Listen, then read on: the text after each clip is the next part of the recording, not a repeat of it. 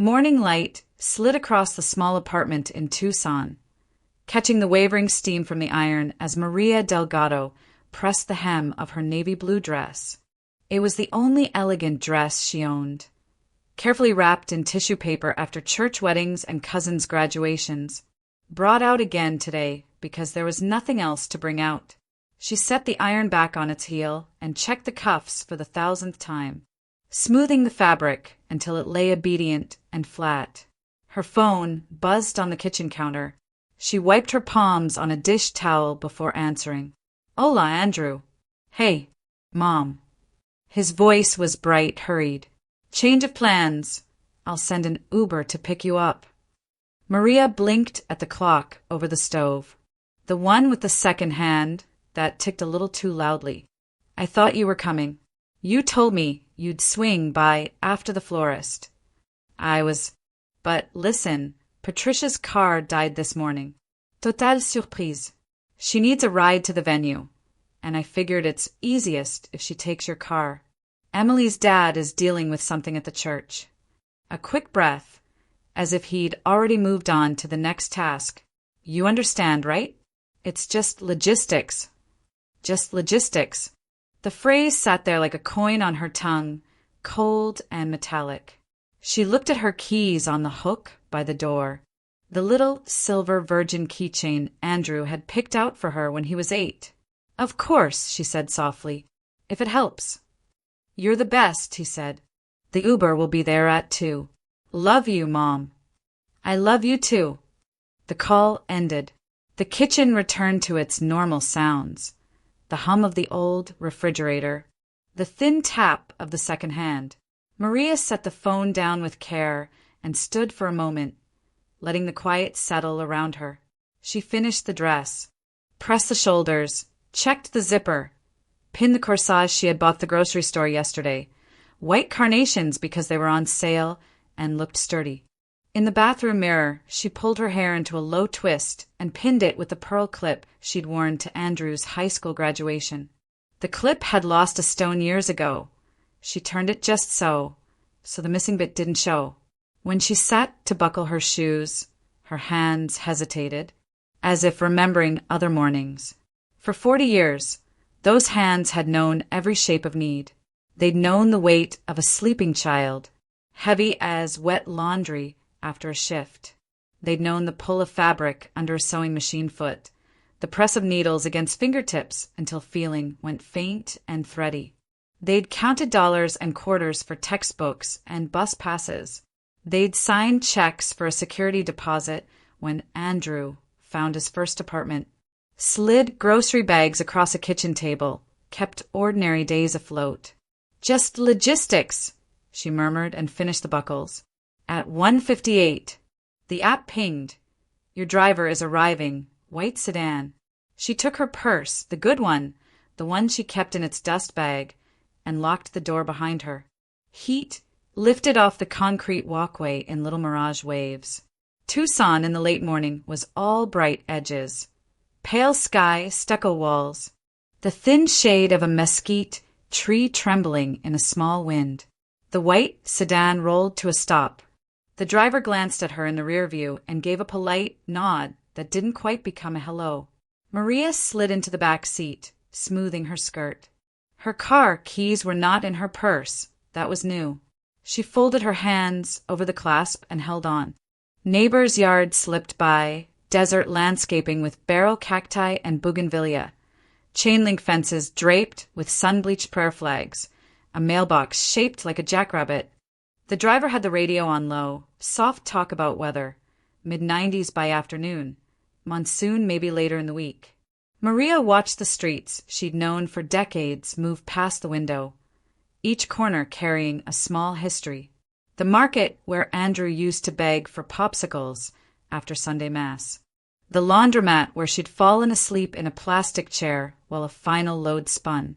The bus stop where she had once waited with a backpacked boy who practiced spelling words aloud like songs. At a red light, she thought of the navy dress spread on the ironing board, the careful way the steam had lifted the wrinkles, how stubborn creases will usually yield if you are patient and apply steady heat. Howsome don't. The driver turned off the main road and into the long drive of desert Rose Banquet Hall. Palms lined the entrance, like bright green exclamation points. The parking lot glittered with fresh wax and chrome. The sedan slowed, blinker clicking, and then slid to a stop near the front steps where a line of guests was already forming. Glossy in the sun, Maria reached for the door handle. Habit made her check the seat for her purse, the floor for her phone, the small space for anything she might leave behind. The driver tapped the end ride button. The screen chimed a little goodbye. She stepped out into the light, the heat making the air feel close. For a moment she smoothed the skirt again, as if fabric might absorb feeling. Then she looked up.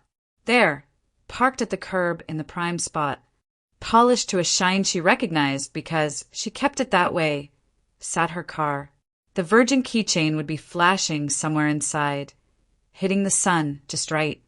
Patricia Carter was stepping out of the passenger seat in a pale designer dress that fell in smooth, expensive lines, a hand at her elbow from a suited usher. Laughter rose to meet her. Someone touched Patricia's shoulder. Another pressed a quick kiss to the air by her cheek. Welcomed like royalty, guided up the steps, turned toward the entrance with easy confidence, as if the morning had always been arranged for her. Maria stood just outside the flow of arrivals and let one breath, then another, steady the space between ribs and dress. She pressed her fingers to the clasp of her purse until the sting faded to something she could carry, then lifted her chin and walked toward the doors. The bells of St. Joseph's rang slow and golden across downtown Tucson, their echo rolling off the old adobe walls. Inside, the cool air smelled of lilies and wax. Maria Delgado sat quietly in the third pew on the groom's side, her hands folded over the small clutch in her lap. From where she sat, she could see Patricia Carter, perfect posture, pale suit, every gesture rehearsed, occupying the front pew beside the bride's family. The organ began the processional. People rose. Maria's knees ached as she stood, clutching the wooden rail for balance. For a brief second, she saw herself years ago in the same church, holding a restless little boy in a white shirt and tie, whispering reminders to stay still during his first communion. She remembered his shy smile, the one that always melted her frustration. One day, she had thought back then, I'll walk him to the altar myself. Now she watched him standing there, tall in a charcoal suit, glancing nervously toward the aisle. Patricia leaned forward, smiling proudly as if he were her son. Maria forced herself to breathe evenly. When the bride appeared, Emily, radiant in satin, the crowd sighed softly. Maria smiled despite the knot in her chest. But as the music swelled, Andrew stepped forward, and instead of turning toward his mother's row, he turned toward Patricia. The older woman extended her arm, and he took it. They began the walk together down the aisle, everyone admiring the picture they made. Maria's vision blurred for a moment, her hands tightening around the clutch. She had spent nights imagining that walk, in her version. She was beside him, proud and trembling. Now she was part of the background, a quiet figure blurred in the frame. The priest, Father Romero, caught her eye as the procession passed. His face softened in recognition. He had baptized Andrew 30 years earlier. He offered her a small, compassionate smile, but it only deepened the ache. Pity was worse than anger. It made her feel invisible. She lowered her gaze, tracing the pattern on the pew with her thumb until her heartbeat steadied. The ceremony unfolded in measured rhythm. The readings, the homily about love's endurance, the rustle of pages. Maria listened, half present, half lost in memory. She saw a small boy with chicken pox lying across her lap, her hand cooling his forehead with a wet cloth. She remembered whispering, "You'll never be alone, Mijo. I'll always be right here."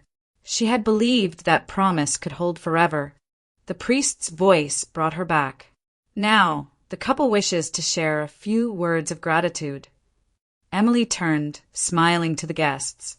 I want to thank everyone who helped make today possible, especially my wonderful mother, Patricia, who taught me what strength and love really mean. Applause filled the church. Patricia dabbed her eyes with a silk handkerchief. Andrew looked at her with warmth, pride evident. Maria's throat tightened. She blinked rapidly, pretending to adjust her glasses, but a single tear escaped anyway, tracing the curve of her cheek. She thought of strength, not the kind that came from public speeches, but the quiet version built from double shifts and bills paid a day before the deadline. She thought of love, not the decorative, photogenic kind, but the kind that woke at 3 a.m. to tend a fever, the kind that patched torn sneakers instead of buying new ones. The vows continued, words about partnership, loyalty, future. Maria tried to listen, but her mind drifted again. Without realizing when it happened, her son had moved her from the center of his story to the edge. She had become someone to call for errands, not advice, for car loans, not comfort. Patricia Carter's laughter floated across the pews like a bell, confident, unafraid of being heard. Maria's smile stayed small, polite, practiced. When the newlyweds exchanged rings, the church erupted in applause once more. Maria clapped with everyone else. Her palms stung slightly from the force of it, but she kept clapping anyway, because that's what mothers do, celebrate, even when the celebration no longer belongs to them. As the choir began Ave Maria, she let her hands rest, fingers laced tight. The song rose to the rafters, pure and aching. For a moment, the light from the stained glass windows touched her face, bathing her in soft color, and she thought, almost with wonder, this is what it feels like to vanish quietly, right in the middle of joy. The late afternoon sun slanted through the wide windows of the desert rose banquet hall, turning every champagne glass into a spark of gold. Laughter drifted across the room, light and effortless like something rehearsed. Maria Delgado sat near the back, at a round table reserved for distant cousins and a few forgotten co-workers of the groom. The tablecloth was creased. One of the chairs wobbled. From here, she could see almost everything: the glittering head table, the garlands of white roses, the glow of chandeliers flickering against crystal.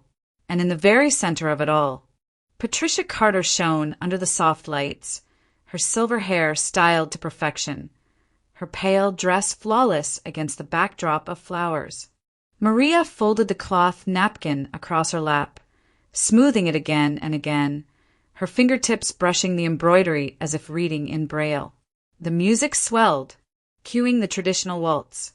She watched Andrew stand, take a deep breath, and, without hesitation, walk straight to Patricia. He extended his hand with a smile, the one that used to belong to Maria alone. Gasps and approving murmurs rippled through the guests. Someone nearby whispered, "How lovely, he's dancing with his new mother." Another voice, lower, said, "Poor mother of the groom. At least now he has a proper family." The words slid into her like a blade, dulled by use. No sharpness, just weight. She kept her eyes on the dance floor, on her son, guiding Patricia in slow circles beneath the lights. He laughed at something she said. The sight blurred, then steadied. Maria reached for her glass of water, lifted it halfway and set it down untouched. Her throat felt too tight to swallow. The music changed, soft jazz now, easy for conversation. Waiters passed with trays of hors d'oeuvres that looked too pretty to eat. Maria nodded politely when one stopped by, but her stomach churned. Around her, guests leaned in, chatting about honeymoons and careers. A woman across the table asked, "You're the groom's aunt, right?" Maria smiled faintly. "Something like that." The woman nodded, already turning to someone else. At the head table, Andrew raised his glass for a toast. "I just want to take a moment," he said, voice bright through the microphone, "to thank the two most important women in my life, my incredible wife, Emily, and my amazing mother-in-law, Patricia." Applause burst instantly like a reflex. Chairs scraped. Glasses clinked. Patricia dabbed her eyes again, theatrically, and kissed Andrew's cheek. Maria's hand stayed still on the table. She heard the clapping echo in her ears. Mechanical, endless. Her son didn't look her way. She forced a smile, the polite kind that hides behind composure, and lifted her glass a few inches, just enough to appear part of the moment. Her vision shimmered slightly as she blinked back, the wetness gathering behind her lashes. The speeches continued, one after another. Emily's father told jokes. Laughter filled the hall. Then Patricia stood up for her turn, elegant as a senator's wife. "Today," she began, her voice warm and carrying, "I don't just gain a daughter-in-law, I gain a son I never had." A collective awe spread through the guests. Patricia touched Andrew's arm affectionately. "Andrew, I couldn't be prouder to call you family." The audience clapped again, louder this time. Even the bandleader applauded. Maria kept her eyes fixed on her plate, where a single piece of chicken sat cooling beside a smear of sauce. She thought of all the nights she'd stayed up waiting for Andrew to come home from college, of the meals she'd saved for him, the jobs she'd taken to keep him from worrying about rent. 40 years of her life, condensed into this moment of silence, no acknowledgement, no thanks, just an absence, clean and complete. When the applause died down, Maria folded her napkin carefully, pressing the corners together until it became a perfect square. She set it beside her plate and inhaled slowly through her nose, the way she'd been taught to steady herself during panic. Across the room, Andrew was laughing, his arm draped casually around Patricia's shoulders. The hall glimmered with joy that wasn't hers. The clinking of glasses, the sparkle of silverware, the hum of conversation, all of it blurred into a distant hum. Maria rose quietly, pretending to stretch her legs, and stepped toward the edge of the dance floor.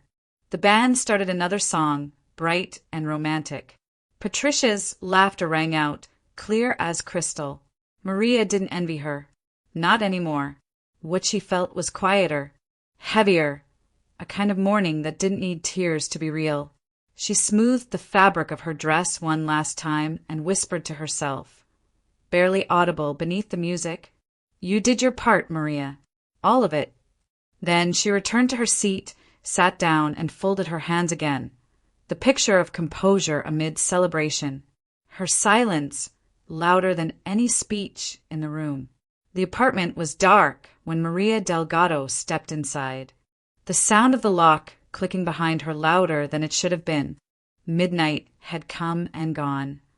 Tucson lay quiet beneath the weight of desert heat that refused to fade even after sunset. She slipped off her heels by the door one, then the other, and felt the cool tile against her aching feet. Her navy dress clung to her skin.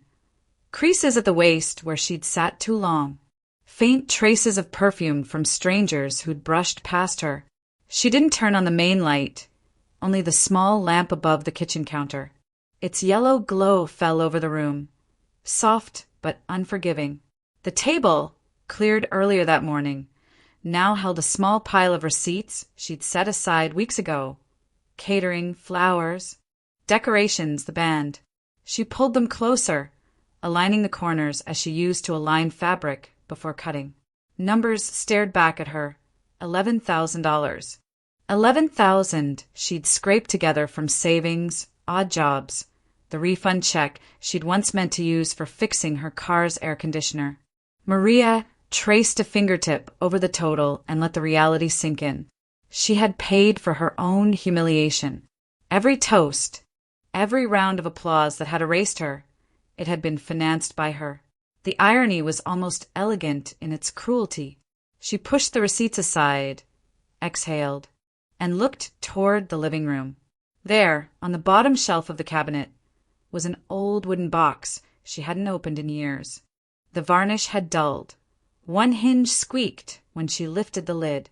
Inside were decades of her life, pressed into photographs. Andrew as a newborn, swaddled in a hospital blanket too big for him. Andrew at 6, front tooth missing, holding a homemade birthday cake lopsided with icing. Andrew in his graduation robe, smiling at the camera, one arm around her shoulder. In every photo, she was beside him, sometimes laughing, sometimes tired, always there. She turned the photos one by one, tracing the edges. The later ones looked different. The college years, she was still present, at least in the background. Then the engagement party. She wasn't there. The trip to Sedona with Emily's family, no trace of her. The new apartment, the office promotion, only other faces. Patricia's sometimes. Emily's always. Maria's own presence had been slowly edited out, not cruelly, just quietly, as if time itself had decided she no longer belonged in her son's story. A small ache gathered behind her ribs. She rested her hand on the box lid and closed it gently. In the silence, the refrigerator hummed. The ceiling fan clicked every few rotations. These were her witnesses, ordinary things that had never left, even when people had. She stood and began to undress. The navy blue dress slipped down easily, folding in on itself like the end of a ceremony. She hung it on the back of the chair, the fabric still faintly smelling of roses and champagne. For a moment she looked at it, wondering if she'd ever wear it again, and knew she wouldn't. Maria poured herself a glass of water and leaned against the counter, staring out the window. From her third-floor apartment, she could see the faint outline of the mountains, black against the silver-gray sky. The city lights shimmered below, indifferent. Somewhere her son was asleep beside his new wife, full of champagne and dreams, untroubled by the weight that pressed on his mother's chest. When she went to bed, the clock read 1:47 a.m. Sleep didn't come. Her thoughts moved in slow, relentless circles. She replayed the wedding, the Uber, the church, the dance, and felt each scene settle inside her like stones at the bottom of a well. Somewhere between those memories and the hum of the fan, something shifted. She realized she was done waiting to be invited back into her own son's life. Done asking to be seen. Done trying to earn what should have been freely given. Tomorrow she would act, not out of anger, not even to teach him a lesson, but because it was time. She turned off the lamp, lay on her side, and watched the thin stripe of light from the street fall across the wall. For the first time in years, she wasn't rehearsing apologies in her head. She was planning, and the quiet that filled the room wasn't loneliness. It was resolve, solid and unbreakable. Monday came in soft and pale, washing the small apartment in a light that made everything look freshly outlined. Maria woke before her alarm, the kind of early that used to belong to work days and school drop-offs. The heaviness of the night had settled into something else, clear, almost clean. She sat up, pressed her feet to the floor, and noticed the quiet inside her wasn't empty. It was steady. In the kitchen, she filled the kettle and measured coffee the way she'd done for years, a scoop for the mug and a little extra for the morning ahead. The first breath of steam rose, carrying the smell she loved, dark, honest, uncomplicated. She made toast and scrambled one egg, plated it neatly, and set a single place at the table. No saving the better piece of bread for later. No mental note to wrap leftovers for when Andrew might stop by. Just breakfast for herself alone. She ate slowly, tasting everything. When she finished, she wiped the table and brought out a notepad from the drawer. The paper had a faint floral border. She'd been saving it for recipes she never got around to writing down. Today she wrote a title at the top in block letters, for me. Beneath it, she numbered the lines. 1. Call Mr. Ruiz about the remaining balance. 2. Cancel Andrew's automatic transfers. 3. Remove Andrew from the credit card. 4. Make appointment with attorney Linda Graves. 5. Take a walk. 15 minutes, no phone. The kettle clicked as it cooled. Maria looked at the list and felt something tighten and then loosen in her chest, like a knot persuaded to give way. She rinsed her cup, dried her hands, and picked up the phone. Mr. Fernando Ruiz answered on the second ring, his voice warm but guarded. the way business people sound when they're waiting to learn which kind of conversation they're in. Buenos dias, Mrs. Delgado. Congratulations on the wedding. Good morning, Mr. Ruiz. Maria's tone was courteous, steady. I'm calling about the second half of the payment for the reception. A pause. Paper shuffled on his end. Yes, ma'am. The balance is due this week. We have the invoice ready. I won't be paying it, she said. Silence. Then a careful clearing of the throat. I'm sorry? Perhaps there's been a misunderstanding. There hasn't, Maria replied. I paid the first half believing I would be treated as the mother of the groom. That agreement was broken. She kept her words simple, each one placed like a brick. The seating, the introductions, the dance, none of it reflected what was promised. I won't finance disrespect, Mr. Ruiz. He breathed out slow. I can speak to the coordinator, see if we can. You don't need to fix it, she said gently. It happened. I'm letting you know where I stand. Another beat passed, then his voice softened. Entiendo. I understand. I'll note your position. A longer pause. For what it's worth, I'm sorry. Thank you. She ended the call, not angry, not vindicated. Just done. She opened her banking app next. The number she knew by heart, $500 every 2 weeks, sat there in neat blue text, scheduled indefinitely. She thought of all the things that some had covered for Andrew in the past. A deposit, a semester's books, the couch he borrowed and never returned. Her thumb hovered for a second, then pressed cancel. The app asked, "Are you sure?" She pressed yes. The transfer vanished from the queue, like a small ship slipping beyond the horizon. She exhaled. Next, the credit card. Years ago, when Andrew first moved out, the banker had suggested a secondary card for emergencies, the word that mothers rarely argue with. Emergencies had become every day. She dialed the number on the back of her card, worked through the menus, and finally reached a representative. I need to remove an authorized user, Maria said. Yes, ma'am. Name and last 4 digits. She provided them.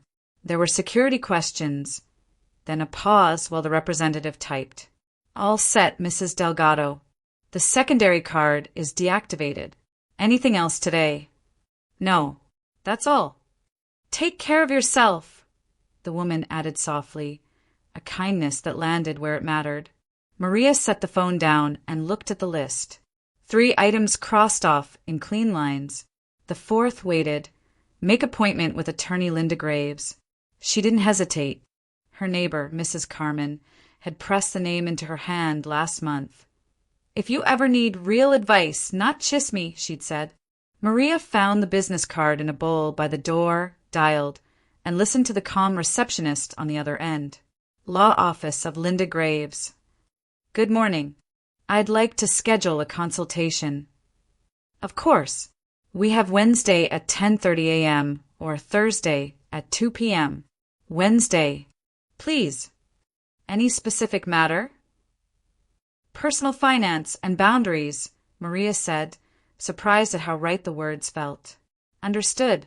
We'll see you then. When she hung up, the apartment felt brighter, though the light hadn't changed. She checked the last note on her list and slipped on her walking shoes. Outside, the morning held a slight breeze that smelled of creosote and dust. Maria locked her door and started down the stairs, one hand on the rail, her steps even. The city moved around her, buses sighing at stops, shopkeepers rolling up metal grates, a teenager scooting past with earbuds in, mouthing lyrics only he could hear. Maria walked for 15 minutes, just as she'd written. She didn't plan, didn't rehearse. She let the rhythm of her feet measure the distance between who she had been yesterday and who she intended to be today. When she returned, she taped the list to the fridge with a magnet shaped like a sun. 4 lines were crossed out. 1 remained. Under it, she wrote a new one, by fresh flowers. For now, coffee was enough. But this afternoon, she decided, there would be flowers on her table. Something she chose for no reason other than that she wanted them. The afternoon drifted by in slow, quiet waves. The kitchen clock clicked through the minutes, a rhythm Maria barely heard. She had done the practical things, calls, cancellations, appointments, and now there was nothing left to do but wait. The waiting opened space, and into that space came memory. She sat by the window, cup of coffee cooling beside her, eyes on the mountain line far in the distance. The smell of fabric softener from a neighbor's laundry brought a ghost of another time. Andrew's 5th birthday. She had been working late at the sewing shop that day. A rush order of bridesmaids' dresses that had to be finished by morning. The manager had let her go early only after seeing her fingers, raw and red at the seams. She'd run across town, balancing the cake box on the bus seat beside her, praying the frosting wouldn't melt. The children at the party had already started the games. Andrew's face had lit up when he saw her, icing on his cheek, hair sticking up from the heat. "You came," he'd said, throwing his arms around her neck. "Don't ever leave me, Mom." She remembered the weight of that hug, the sticky warmth, the smell of sugar and sun. She had promised him she wouldn't, and for years she hadn't. Her eyes dropped to her hands now, older, lined, nails trimmed short from habit. Those same hands had kept him fed, dressed, and safe. They had sewn until dawn, stitched through fever, hunger, exhaustion. They had counted crumpled bills on the kitchen table, deciding whether to buy medicine or milk. They had filled lunch boxes, washed uniforms, turned pages for homework under a single bulb. Every sacrifice had felt like breathing, necessary, unquestioned, and each one had built him a little higher, like laying bricks beneath someone else's feet so they could reach the light. She thought of the years after college, how the calls came less often, how Sundays became maybe next week. He was building a career, he'd say. Too busy, too tired, always on the move. When he did visit, he'd bring gifts, perfumed candles, restaurant vouchers, tokens that felt like apologies. Then Emily came, polite, kind in the way of people who prefer distance. Maria had tried, invited her for dinner, cooked her favorite meals, asked about her family. But she had seen the way Emily's eyes traveled over the small apartment, taking in the thrifted furniture, the old curtains, the humming refrigerator. The smile that followed was soft but cool. Later, when Andrew had driven Emily home, Maria had washed the dishes in silence and caught her reflection in the window. It wasn't Emily she resented.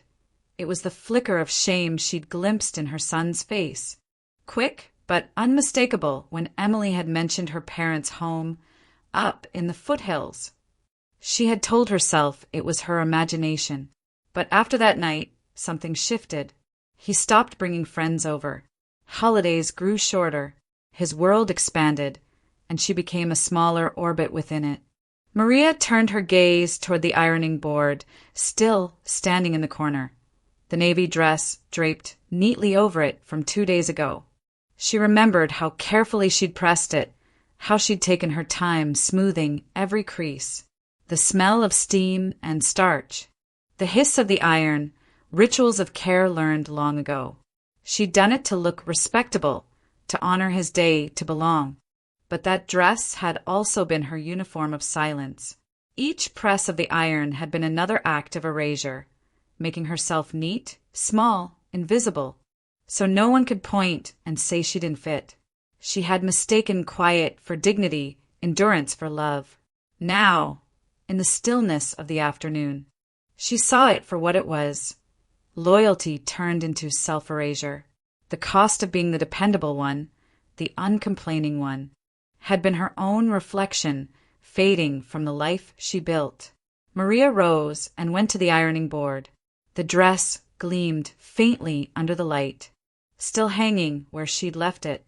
She ran her fingers over the fabric once more, tracing the smooth surface that hid the heat and pressure beneath.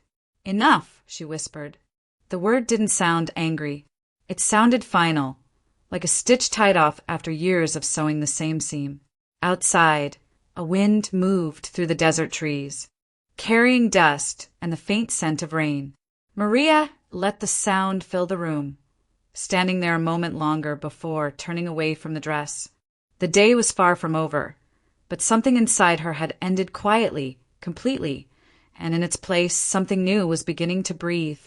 Downtown Tucson shimmered under the noon sun, the kind of heat that made the air itself seem to hum. Maria Delgado crossed the street toward a narrow brick building with a polished brass sign, Law Office of Linda Graves. The lobby smelled faintly of lemon polish and paper.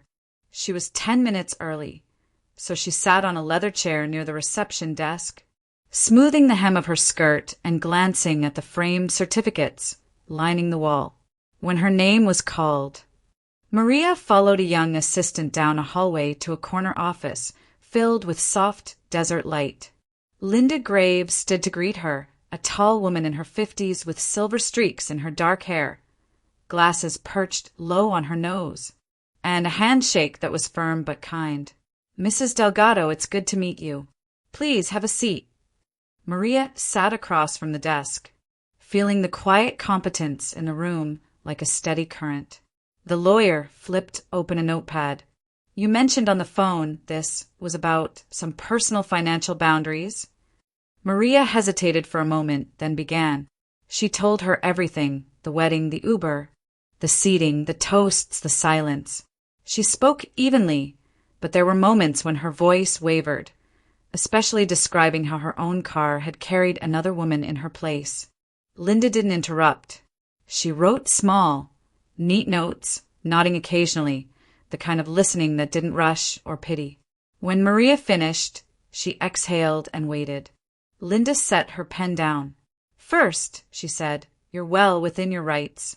There's no legal obligation for you to continue the transfers or to pay the remaining balance. What you've done is completely valid." Maria let out a slow breath, the kind that comes after holding air too long. Linda leaned back slightly, her expression thoughtful. "That said, I should warn you about something that's not legal, it's emotional. Your son may not handle this well. Guilt, anger, defensiveness. Sometimes it takes losing a kind of comfort before people realize what they took for granted." Maria nodded. "I'm ready for that," she said quietly. "Are you?" Linda asked, not as a challenge, but as a measure of care. Maria met her gaze. "For the first time, I think so."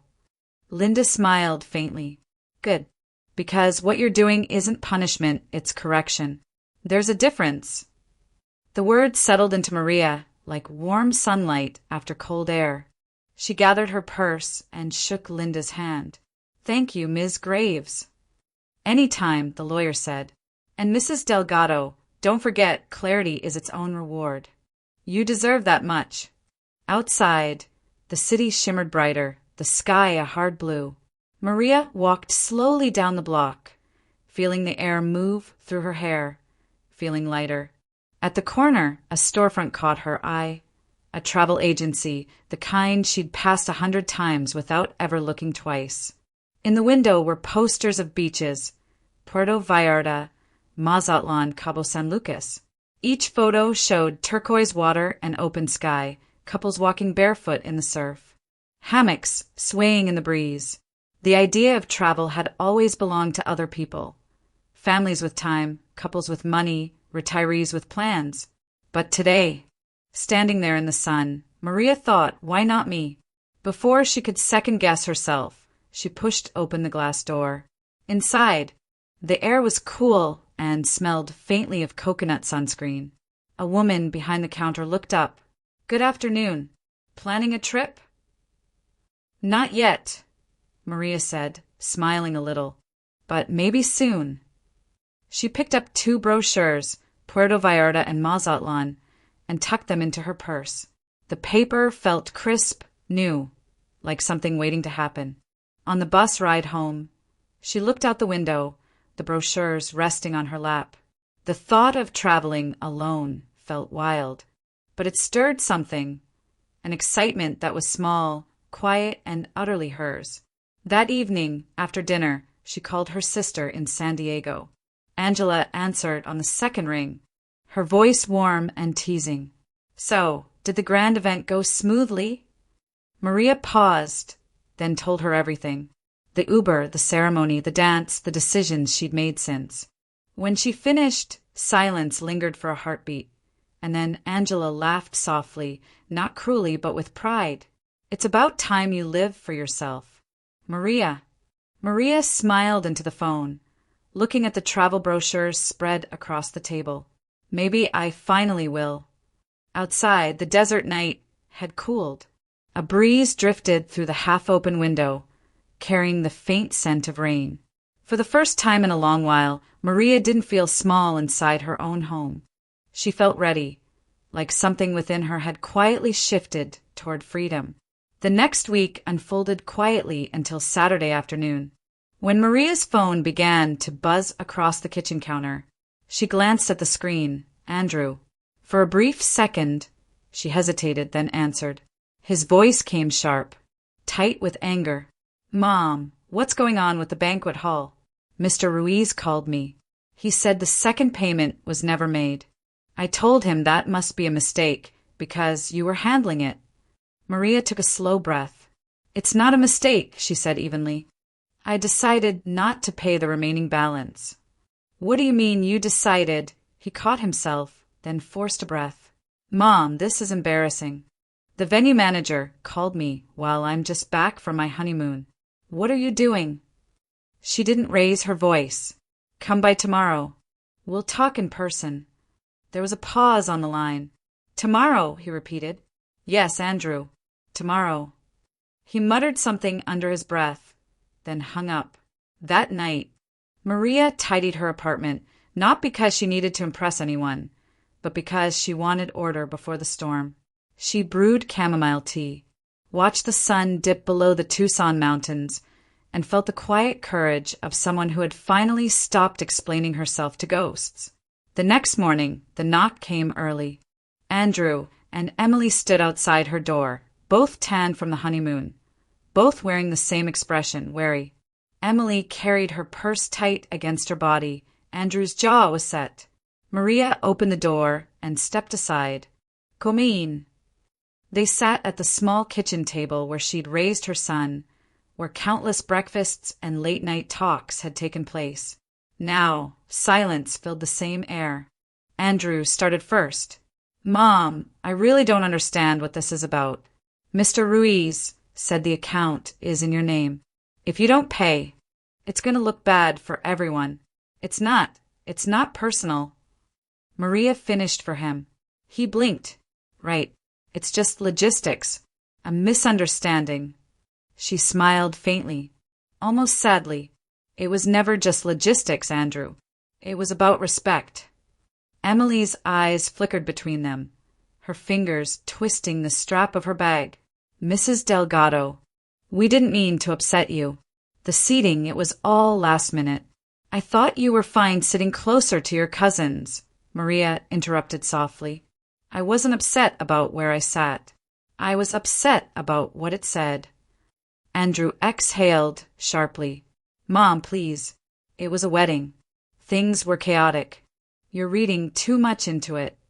Maria leaned forward slightly. When you sent an Uber for me so Patricia could ride in my car, that wasn't chaos. That was a choice.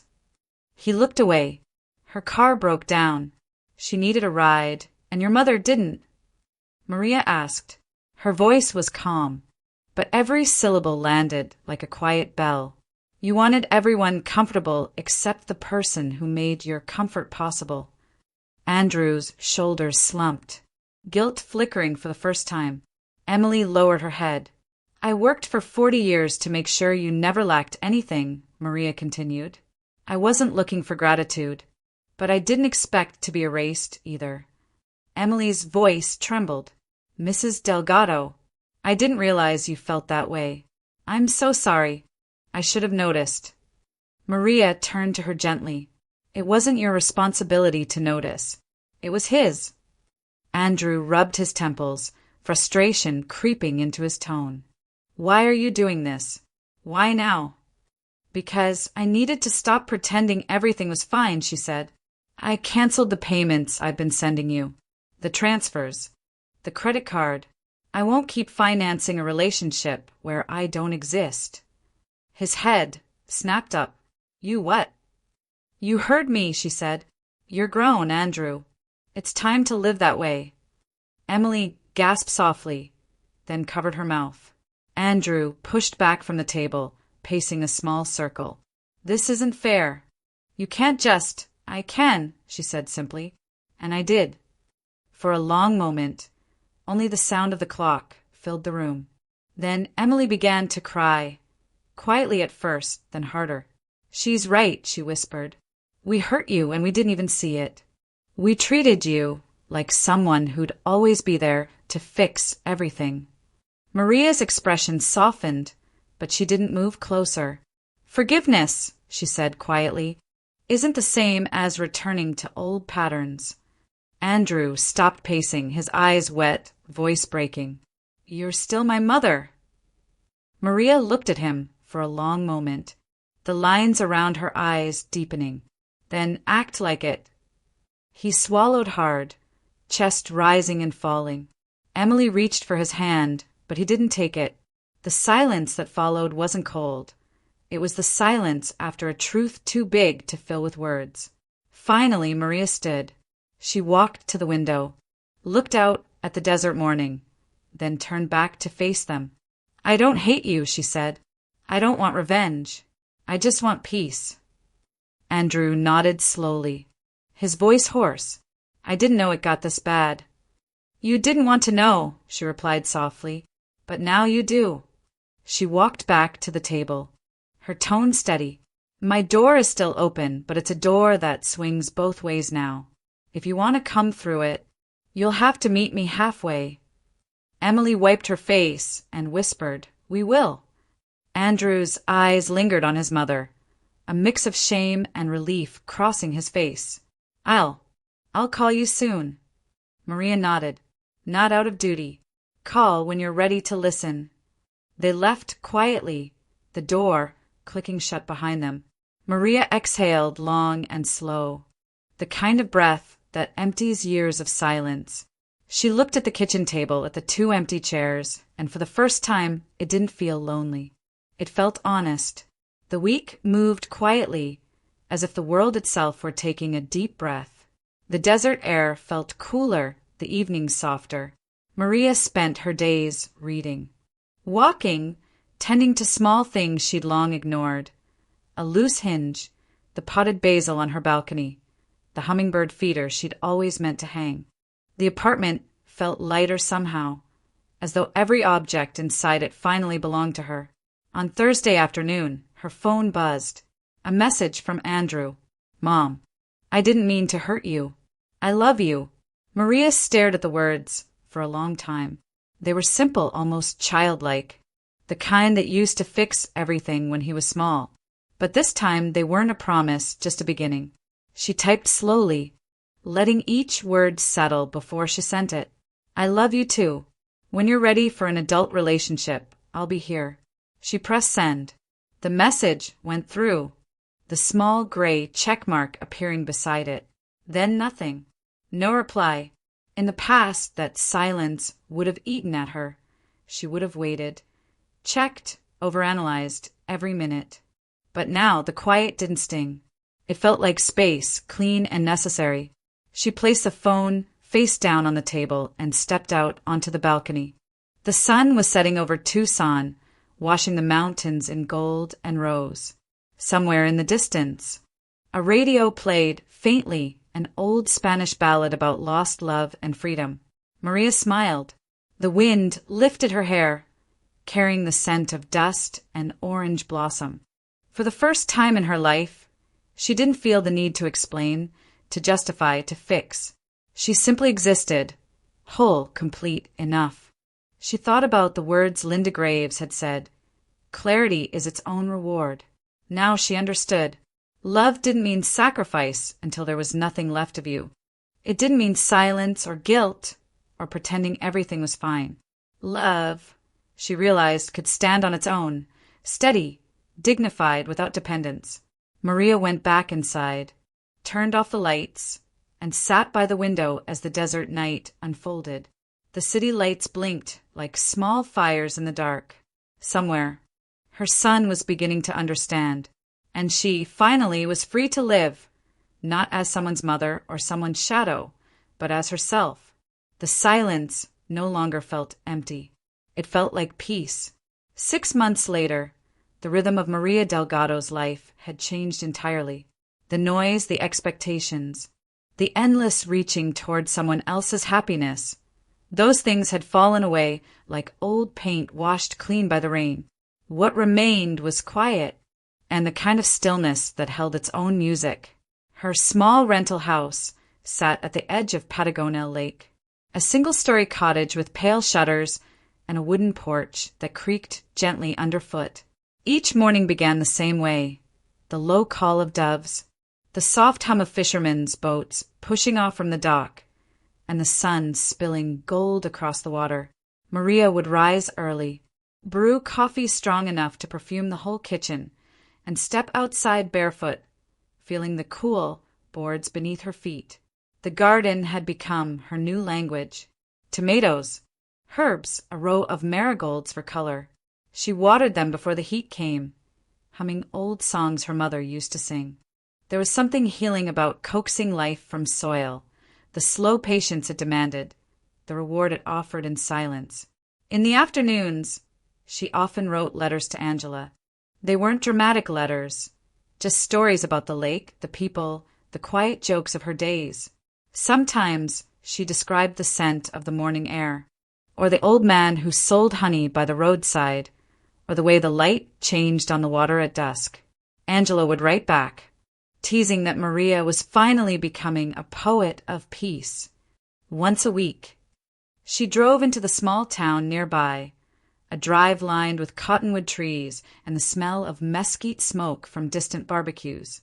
She'd stop at the farmer's market, buy flowers, bread, and vegetables from familiar faces who greeted her by name. No one there asked about her son, her sacrifices, her past. To them, she was simply Maria Delgado, the woman with kind eyes and good tomatoes. At night, she read novels she had never allowed herself before. Stories of love, adventure, and second chances. She'd curl up on the couch with a blanket, letting herself laugh or cry freely, no longer censoring her emotions to make space for someone else's comfort. The quiet no longer frightened her. It cradled her.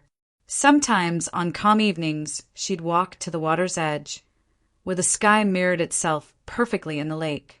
Children would fish along the shore, their laughter drifting over the ripples. Maria would smile and think this is what peace sounds like. Her reflection shimmered on the surface.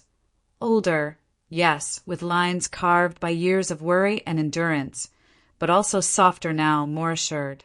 For the first time in decades, she whispered, I like the woman I see in the mirror. The sun dipped lower, painting the lake in copper and rose. A heron crossed the horizon, wings wide against the fading light. Maria stayed there until the last shimmer of day slipped beneath the water.